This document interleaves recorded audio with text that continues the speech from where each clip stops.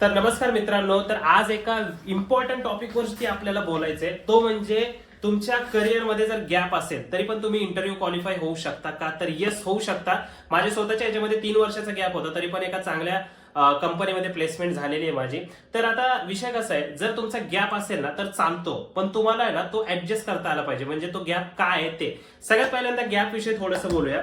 तर तुमच्या एकतर रिझ्युमेमध्ये म्हणजे करिअरमध्ये गॅप नसायला पाहिजे. म्हणजे फॉर एक्झाम्पल 2021 ला तुम्ही लास्टचा जॉब केलाय आणि त्यानंतर 2024 ला जॉब शोधायला गेला, तर हे जे मधले 3 वर्ष आहेत ना त्याचा तुम्हाला म्हणजे परिणाम दिसू शकतो. कारण इंटरव्ह्यू मध्ये प्रश्न विचारतातच की 3 वर्षाचा गॅप काय, आणि त्यावेळेस आपल्याला बोलता येत नाही की का गॅप घेतला. मोस्टली कसं होतं, म्हणजे माझ्या केसमध्ये पण सांगतो, ज्यावेळेस आपण एखादा समजा जॉब करत असतो, त्यानंतर साईड बाय साईड आपला जर बिझनेस असेल तर त्यावेळेस असं होतं की आता हा बिझनेस चालू आहे त्यामुळे आपण जॉब सोडून देऊ, कारण कोण जाणार 9 वाजता आणि 6 वाजता कोण घरी येणार. त्यापेक्षा बिझनेस चालू आहे तो बिझनेस करू, तिथून पैसे येतात, ते जेवढा आपला पगार होता तेवढी तरी इन्कम आपल्याला येते, त्यामुळे जॉब सोडून देऊ. आणि जॉब आपण सोडतो, तो बिझनेस फक्त 1-2 वर्ष चालतो, त्यानंतर बंद होतो, परत आपण जॉब शोधायला जातो, त्यावेळेस ते वर्क होत नाही.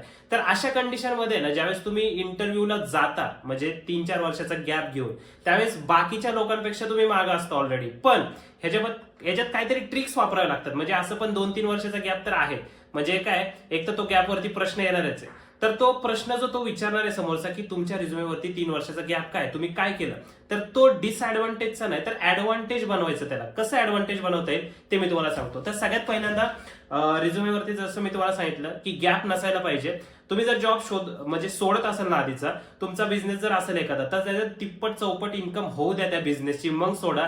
जर तुम्हाला असं वाटत असेल की आता जॉब सोडावा लागतोय, एकतर हा बिझनेस करू शकतो किंवा जॉब, मग सोडू शकता, पण पैसे त्यातनं आले पाहिजे.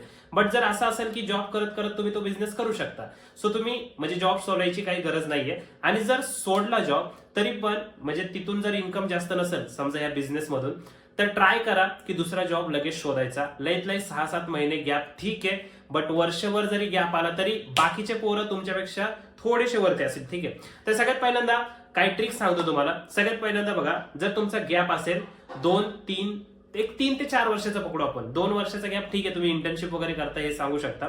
3-4 वर्षाचा जर गॅप असेल ना, सगळ्यात पहिल्यांदा मेडिकल रिझन हे एक रिझन बनू शकतं, ठीक आहे. मी असं म्हणत नाही की प्रत्येक वेळेस तुम्ही जाऊन सांगू शकता की मेडिकल रिझन आहे त्यामुळे मी घरी होतो, असं काही नाहीये. तुमच्या इच्छेवर, तुम्हाला सांगायचं असेल तर सांगू शकता, बट तुम्हाला तेवढं खोटं बोलता आलं पाहिजे.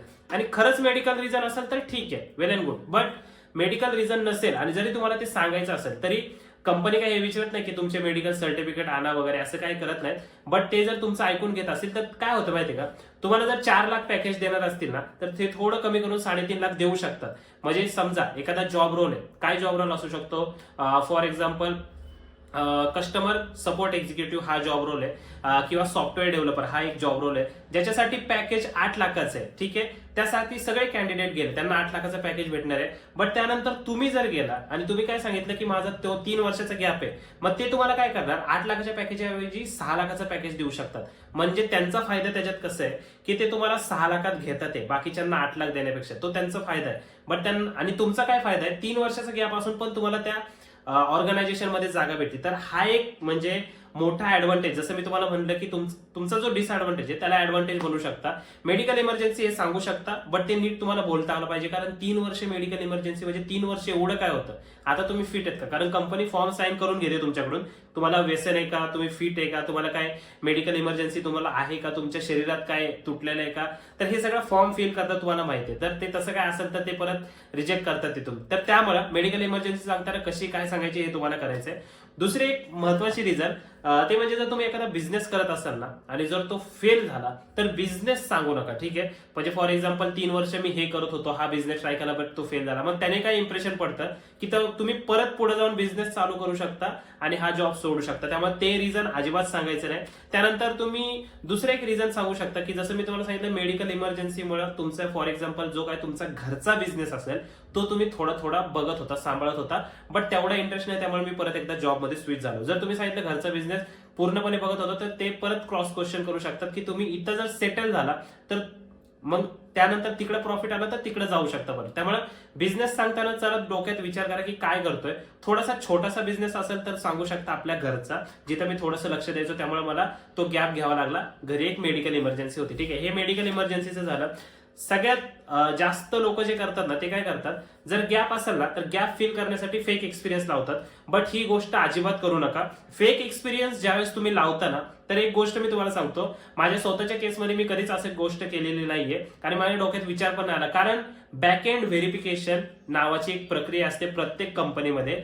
जे काय करतात, तुमचे डॉक्युमेंट घेतात, त्यानंतर ते बॅकएंड मध्ये व्हेरीफाय करतात की तुमचा, आणि असं तुम्हाला वाटत असेल 3 वर्षाचा फेक एक्सपिरियन्स लावला, बट त्यानंतर ज्यावेळेस तुमची डिटेल चेक करतात ना, बँक डिटेल, त्याच्यामध्ये तुमचा पेमेंट किती तारखेला क्रेडिट होतोय, तुमचा पीएफ किती तारखेला क्रेडिट होतोय, सगळे डिटेल येतात. आणि फेक एक्सपिरियन्सला ते डिटेल येत नाही. त्यामुळे या गोष्टी कृपया करून करू नका. या गोष्टी करायच्या नाहीत. जे जेन्युअन आहे ते कारण समोरच्याला सांगायचं, पटो किंवा न पटो, फक्त थोडंसं प्रोग्रेसिव्ह वे मध्ये. कारण कसं असतं, जर 5 लाखाचा जॉब असेल, 5 लाखाची ऑफर लेटर जर असेल, तर ते तुम्हाला 4 लाख देणार, कारण तुम्ही गॅप वाल्यात. आणि बाकीच्यांना किती देणार, 5 लाख.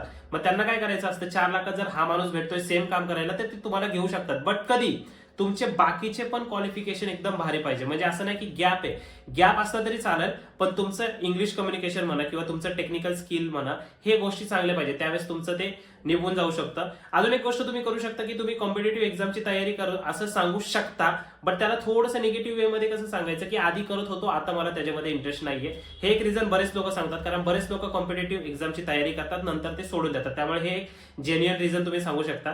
त्यानंतर अजून 2-3 गोष्टी आहेत. म्हणजे फॉर एक्झाम्पल सर्टिफिकेशन जे आहे, सर्टिफिकेशनचं तुम्ही सांगू शकता. किंवा अजून एक गोष्ट, लर्निंग न्यू स्किल किंवा डेव्हलपिंग अ न्यू स्किल, ह्या गोष्टी पण तुम्ही सांगू शकता. फक्त त्याचा गॅप 1-2 वर्षाचा असला तर.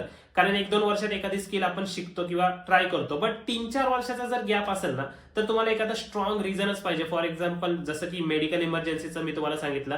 आणि जर 1-2 वर्षाचा जर गॅप असेल ना, तर त्यावेळेस तुम्ही काय करू शकता की अचानक कंपनीमध्ये ले ऑफ झालं, त्यामुळे कंपनीने आपल्याला काढून टाकलं. मग त्यानंतर मी ऑपॉर्च्युनिटी शोधत होते, बट जी ऑपॉर्च्युनिटी पाहिजे होती ती भेटत नाही. त्यामुळे 1-1.5 वर्षाचा गॅप आहे किंवा 1.5-2 वर्षाचा गॅप आहे. त्यामध्ये मी माझी ही स्किल एक डेव्हलप केली. म्हणजे फिरवायचं इंटरव्ह्यू वाल्याला.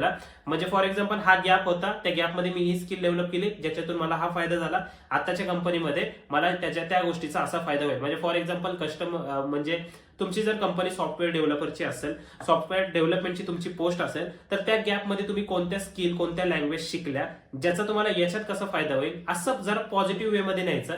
बाकी इंटरव्ह्यू जो घेतो ना, त्याच्यासाठी पण एक ऍडव्हान्टेज असतं, तुम्हाला ते कमी पैशात उचलू शकतो. ठीक आहे. आणि ज्यावेळेस तुमचा एखादा गॅप असेल 3-4 वर्षाचा बरं का, तर एक गोष्ट तुम्ही करू शकता. तुमची जी पोस्ट आहे ना, जर फॉर एक्झाम्पल तुम्हाला 2021 ला 4 लाखाचा पॅकेज असेल, 2025 ला जर तुम्ही परत एकदा ट्राय करत असाल जॉबसाठी, तर तुम्ही 3 लाखाच्या पॅकेजवर जरी काम तुम्हाला भेटलं थोडंसं, तर करू शकता. तिथे 6 महिने जरी काम केलं तरी पुढचा जॉब स्विच करताना तुम्हाला काय करता येईल, मी आता इथं ऑर्गनायझेशन मध्ये काम करतो, आता या ऑर्गनायझेशन मध्ये, म्हणजे मागच्या ऑर्गनायझेशनचं तुम्हाला काही येणार नाही. तो गॅप थोडासा मिटून जाईल आणि तुम्ही आता ज्या करंटली कंपनीत काम करताय ते सांगू शकता. म्हणजे काय करायचं, 4 लाखाचं पॅकेज असेल, भले 4च भेटू द्या, 5-6 भेटेल अशी अपेक्षा करू नका. 3 जरी भेटलं, 5-6 महिने त्या ऑर्गनायझेशन मध्ये काम करा आणि तिथून पुढे तुम्ही स्विच करू शकता. त्यामुळे अशा बऱ्याच आयडिया जसे मी तुम्हाला आता व्हिडिओमध्ये सांगितल्या, ह्या तुम्ही यूज करू शकता आणि करा, मला असं वाटतंय. बट गॅप असेल तर घरी बसून नका राहू की चला आता गॅप आहे घरी बसू. आणि गॅप असताना हे कारण अजिबात सांगू नका की मी एखादा बिझनेस ट्राय करत होतो, त्यानंतर मी घरी चिल मारलं,